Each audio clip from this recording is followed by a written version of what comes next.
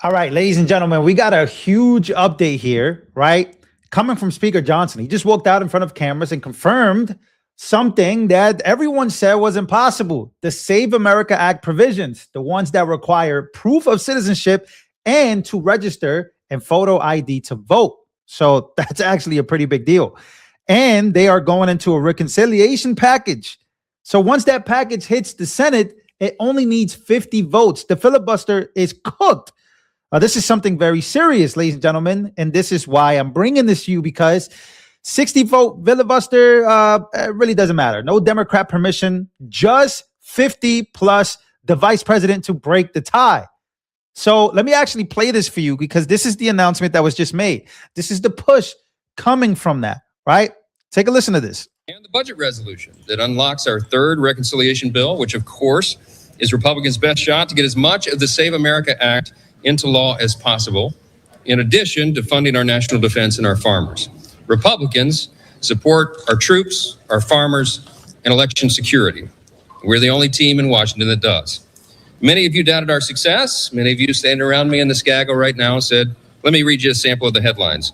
Quote, House Republicans face final week gauntlet. Another said, Johnson's rocky sprint to recess. Another said it was Johnson's make or break week.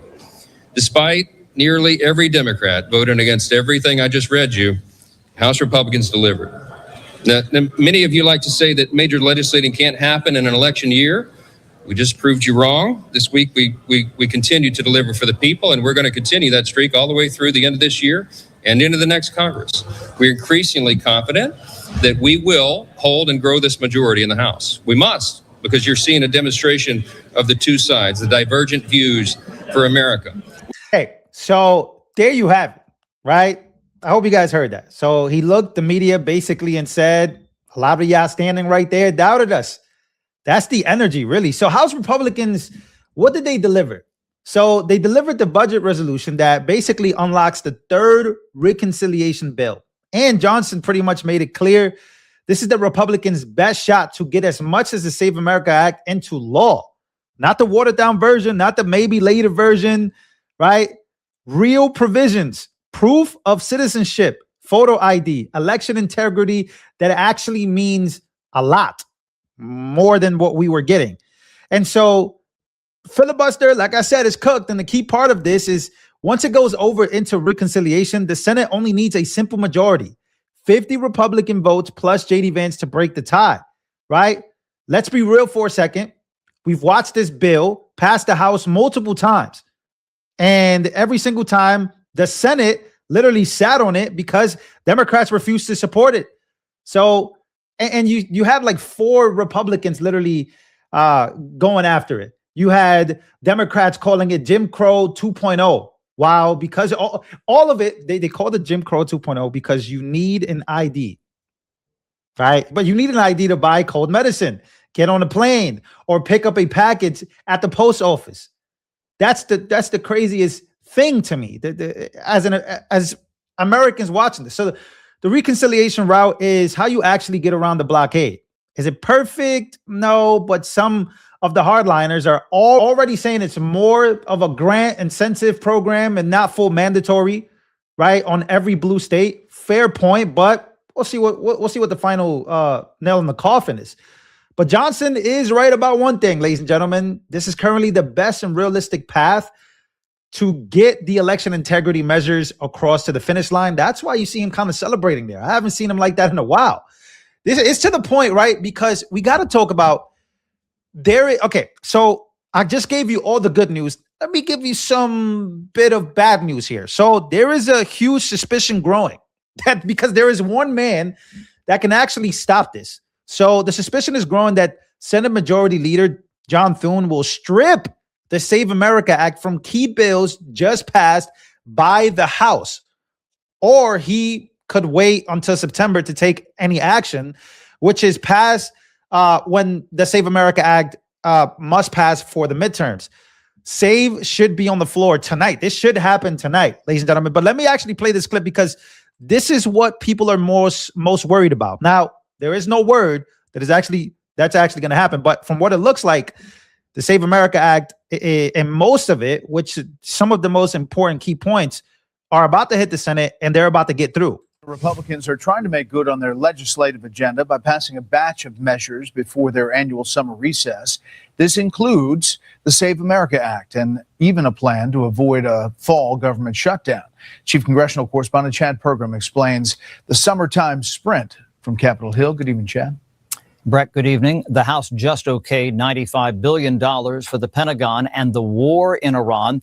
It's part of a hectic day on the House floor.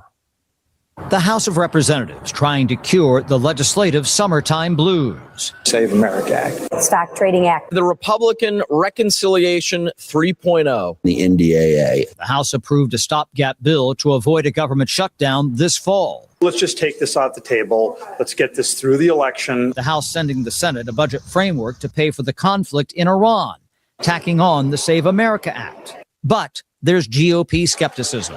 I'm not 100% convinced that the save language is going to be held solid through the Senate. Senate Majority Leader John Thune may not even tackle the budget blueprint until September. We could pull that budget resolution passed by the House and use it to fund government. That package is immune to filibusters. Republicans could then cut Democrats out of the funding process. It's very ominous. The reconciliation process is an indication of failure on the part of the institution.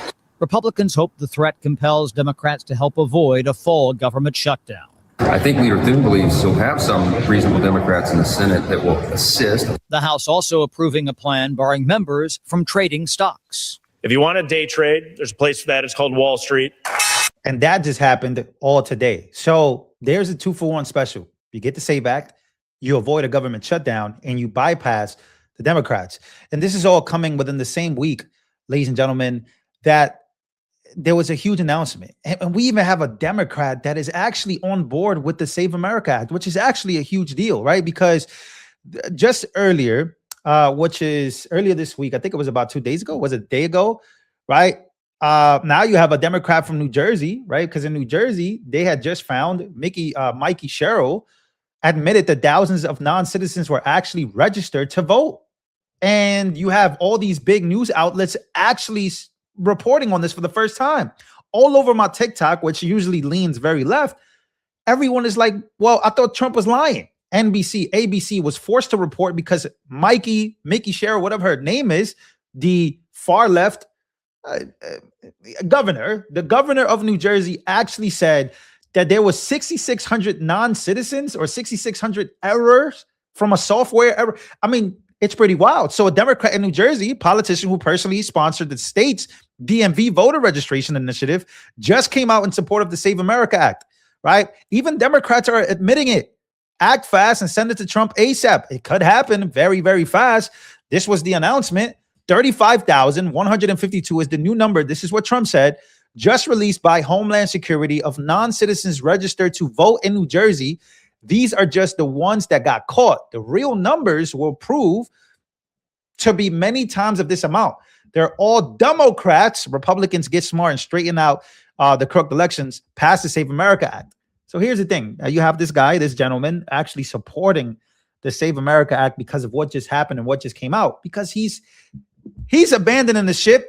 Because when you look around, and I keep telling you guys, you go to social media, you go to the rest of the media, because she did that and because she got up in front of the nation and actually said that this is actually happening, it just gave Trump's big speech that was actually blocked by NBC and the ABC. His speech was blocked, and now she comes out, she confirms it, and now they have to go and basically say, oh wait, Trump is not lying. So now a lot of people are coming around and saying, oh, wait a minute, Trump is actually not lying. So do you think this is the real deal? Or do you think the Senate is still going to find a way to water it down? The Senate being those rhino Republicans. I want to hear from you, because if you're new here and you want more unfiltered coverage on election integrity, Trump, and what's actually happening in Congress, make sure to smash the like button and subscribe. Ladies and gentlemen, it's very important you guys do that, right? And it helps get out there. I've noticed a lot of the videos that I've been posting are going up, and then for some reason, boop, they just go down.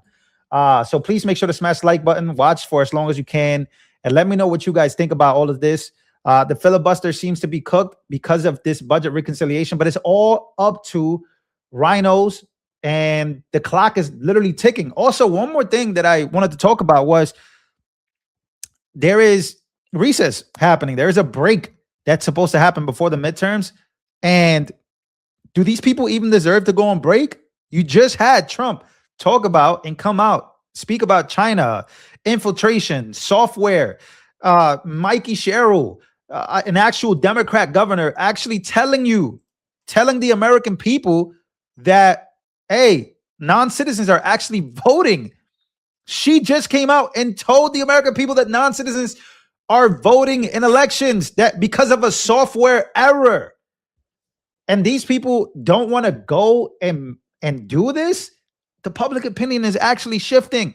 You got Democrats fighting each other. You got big time Democrat commentators going after each other because they're saying that some are actually losing their minds, which for a long time we've already knew this, but communism, socialism taking over the Democratic Party. The Senate seems to be very much headed toward the Republicans' way. The Republicans, they look like they're going to cook in the midterms for the Senate, but not in the House. But that could all be turned around, depending on what happens. And these things are actually helping Trump's point.